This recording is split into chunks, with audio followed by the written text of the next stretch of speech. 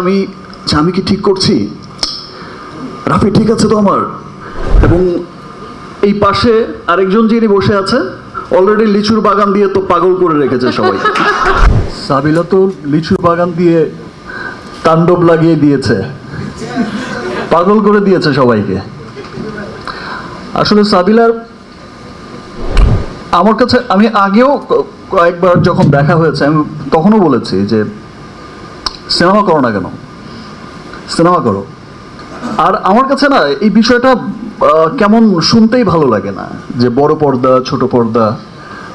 আমরা হচ্ছে অভিনেতা, আমরা টেলিভিশনও করব, আমরা সিনেমাও করব, আমরা আবার স্টেজ পারফরমেন্সও করব। আমাদের কাজই হচ্ছে মানুষকে বিনোদন দেয়া। সো আমার কাছে মনে হয় না বিষয়টা, আমার কাছে মনে হয় যে এখন আর পৃথিবীতে ওই বিষয়টা চলে না যে ভাই কোন পর্দার মানুষ ভালো অভিনয় শিল্পী কিনা সেটাই হচ্ছে দেখার বিষয়, সে যেই অঙ্গে কাজ করুক। সাবিলা তো শুরুতে এসেই লিচুর বাগান দিয়ে কি যে আগুন লাগিয়ে দিল। তাণ্ডব নিয়ে বলতে গেলে এক লাইনে বলতে হয় একটা অসম্ভব ভালো মেকিং এর একটা সিনেমা। আমি রাফিকে বলেছিও, রাফি তোর লাইফের বেস্ট সিনেমা এটা।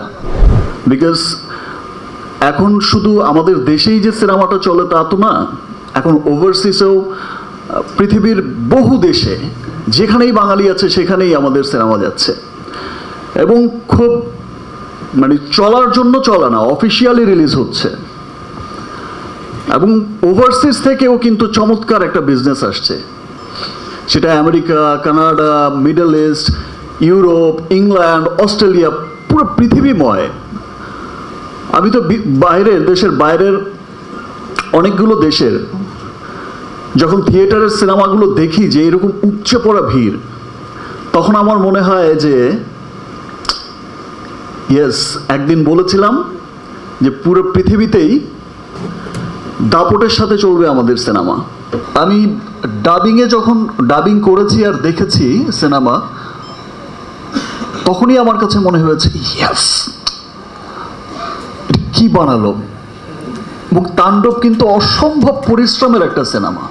তাণ্ডবের ফাইট যেমন অসাধারণ হয়েছে, গান অসাধারণ হয়েছে, স্টোরিও অসাধারণ স্টোরি।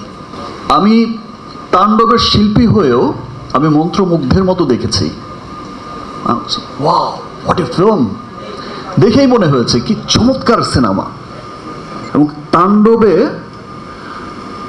এত বড় বড় আর্টিস্টরা এখানে কাজ করেছে, আমার নিজেরই মাঝে মাঝে আমি কি ঠিক করছি?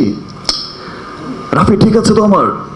এবং এই পাশে আরেকজন যিনি বসে আছে অলরেডি লিচুর বাগান দিয়ে তো পাগল করে রেখেছে সবাই। আমি এর মধ্যে দেখলাম যে অস্ট্রেলিয়াতে একটা ভিডিও দেখলাম যে পাশাপাশি দুইটা থিয়েটারে চালাচ্ছে অ্যাট এ টাইম। আমার যে লাস্ট সিনেমা গেল, তো সেটা দেখেই মনে হয়েছে যে ইয়েস, 100 কোটি যাবে, 100 কোটি যাবে ইনশাল্লাহ।